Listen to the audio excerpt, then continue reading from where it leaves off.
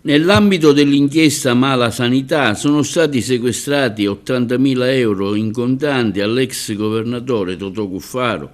Parte del denaro era conservato in alcune casseforti della casa di Palermo e parte nascosto nella sua tenuta di campagna di San Michele di Ganzeria. Una metà li hanno trovati nelle 2 casseforti dello studio e in un mobile di casa, il resto era nascosto in un armadio nella sua tenuta nel Catanese. In tutto 80.000 euro in contanti, somma di cui certamente l'ex presidente Cuffaro, indagato per associazione a delinquere, corruzione e turbata libertà degli incanti, sarà chiamato a rendere conto nell'interrogatorio preventivo davanti al GIP di Palermo venerdì prossimo. Il denaro è stato sequestrato dai carabinieri del ROS che hanno perquisito l'abitazione di Palermo e quella di campagna, oltre agli immobili di altri 16 indagati.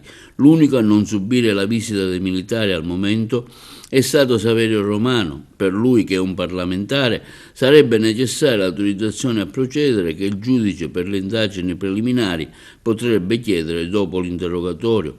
Per l'accusa, Cuffaro, insieme a un gruppo di fedelissimi e a imprenditori e funzionari regionali compiacenti, avrebbe gestito appalti, concorsi pubblici e disposto a tavolino le nomine dei vertici delle aziende sanitarie di mezza Sicilia. L'ex presidente, dopo la notifica della richiesta di arresto, ha lasciato la carica di segretario nazionale del partito. Sarebbe stato dunque al centro di un comitato d'affari illegali che avrebbe condizionato la vita politica e amministrativa siciliana.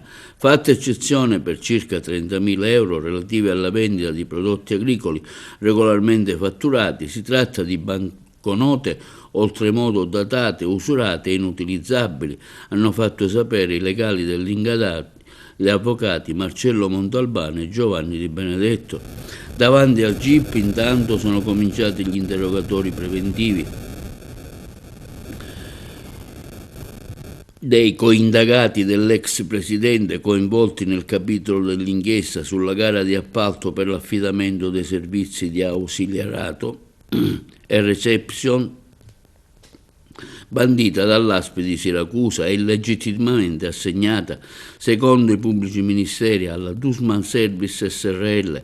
Per l'accusa, dietro all'aggiudicazione che sarebbe dovuta andare alla ditta PFE, ci sarebbe stato un accordo criminoso volto a favorire la Dussmann e l'impresa di Sergio Mazzola, che ha ricevuto un subappalto, la Euroservice SRL, sponsorizzata da Romano.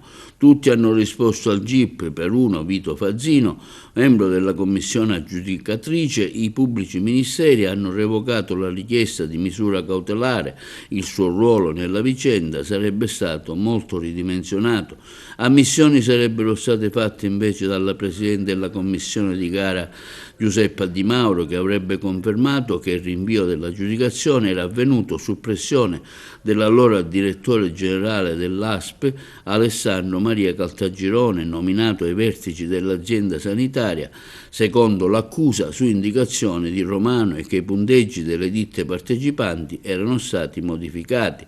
Ferdinando Aiello, consulente che avrebbe mediato tra l'impresa e l'azienda sanitaria, ha invece respinto ogni accusa, mentre Mazzola ha negato di essere stato sponsorizzato da Romano e ha sostenuto che il subappalto non sarebbe stato economicamente sostenibile per la sua ditta. Inoltre sono stati interrogati anche l'addetto commerciale della Dussmann, Marco Dammone, che ha ridimensionato il suo ruolo nella società, negando di aver stretto accordi illeciti sull'appalto, e il legale rappresentante della società Mauro Marchese, che ha respinto le accuse.